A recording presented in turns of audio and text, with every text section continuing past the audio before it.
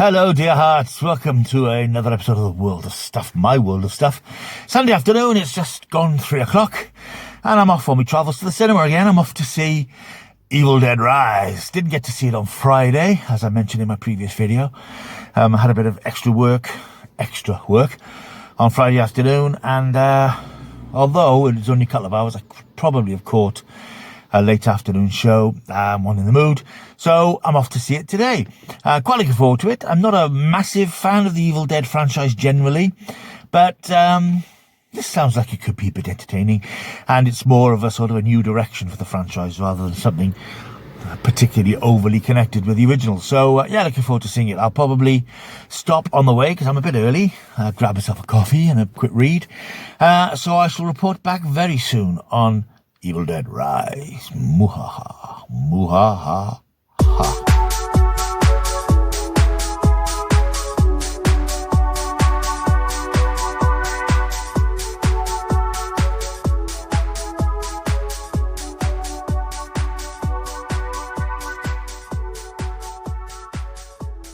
Hello, welcome back. It's Evil Dead time, Evil Dead Rise time. It's now Monday morning, about 11 o'clock-ish. I'm in the cinema room, I've got my coat on. That's because I've had some work done in here recently. There's a new roof has been fitted because it was a bit leaky. And I'm just waiting for a few other little bits and pieces to be done before the heating can be cranked back up.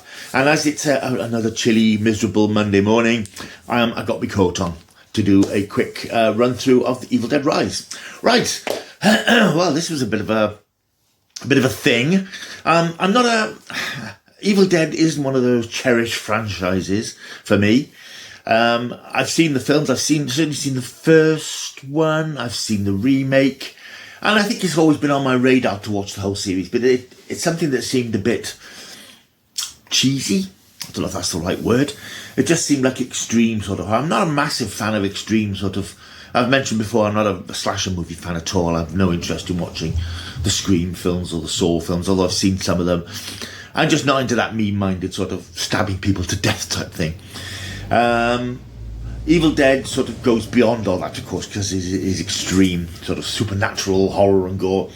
And I'll come right out and say I really enjoyed this. This was a nice, tight, concise 90-minute film, which goes really incredibly over the top. So far over the top that I think it possibly transcends being horrific and scary, because it's so extreme and so gory that I think you have to sort of step back and say, okay, this is just, I suppose it's a bit daft. The story starts off with a woman called Jessica, who's on holiday in a remote cabin by a lake with a couple of friends. She's clearly not very well. She's lying on bed. The friends think that she's just hungover from a party the night before, until it turns out that she's been possessed by a deadite. And in a particularly graphic scene, she scalps one of the friend, goes out by the lake. One of the other friends is using a drone camera. She pulls that down, uses it to decapitate the other guy. And then she's sort of thrown into the water. Then she rises up and the titles come up in this very melodramatic fashion, Evil Dead Rise. We then go back a day earlier to this very rundown apartment building in Los Angeles, which is about to be demolished. A single mother who's separated from her husband, played by Alyssa Sutherland. She is trying to keep home and hearth together with her 3 kids, whose names are Danny, Bridget and Cassie. She gets a visit from her sister Beth, who is a roadie, a rock group roadie. She's discovered she's pregnant, but she doesn't want to sacrifice her career.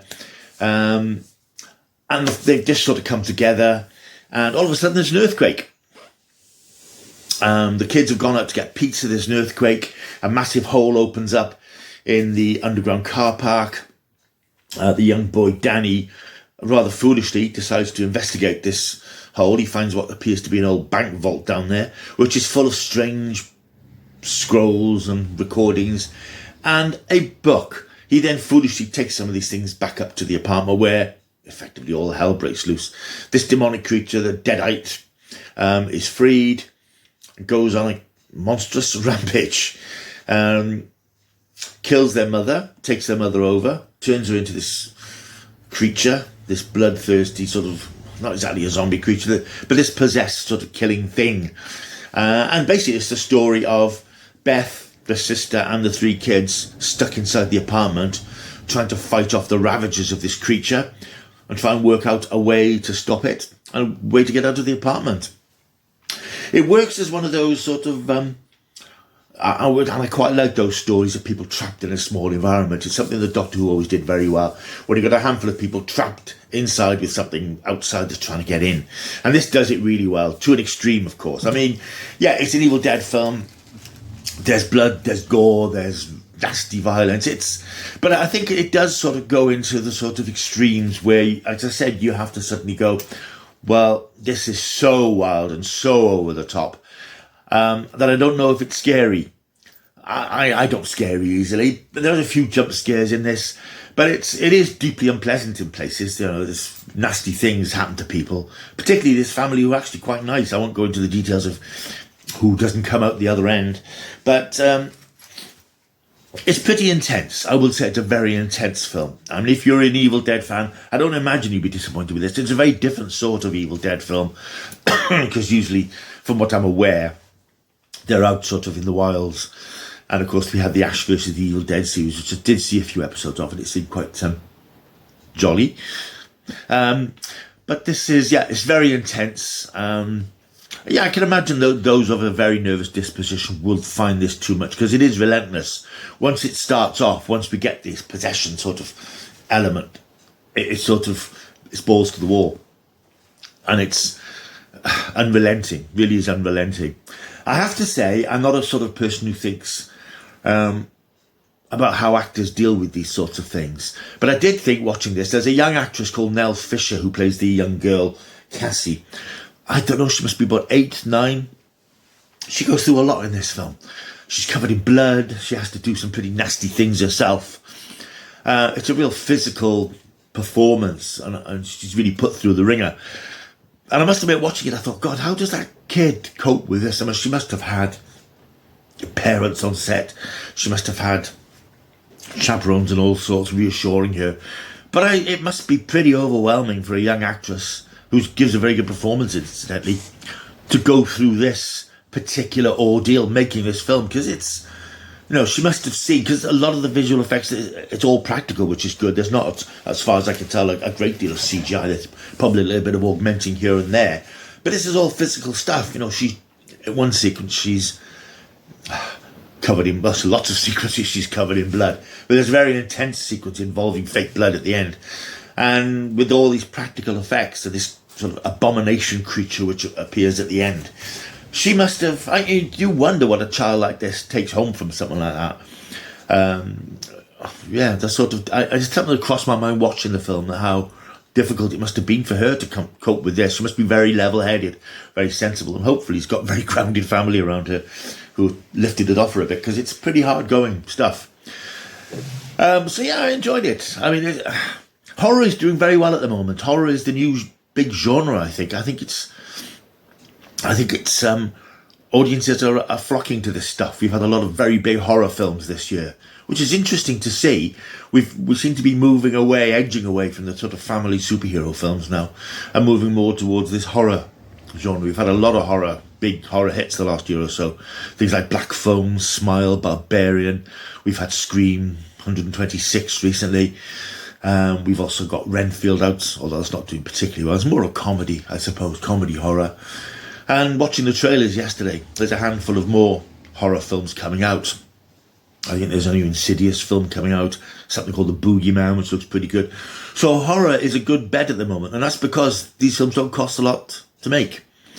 With The Pope's Exorcist, for example, which is in cinemas at the moment, I think that cost 18 million to make, and it's taken about 52 million so far. So there's a good profit margin in these low-budget films. I think this Evil Dead film cost, I was reading, 14 million, and it's made about 40 million so far. So these films can turn a profit very quickly with not a massive outlay. You don't have huge stars in them. As I mentioned, the cast here, not exactly household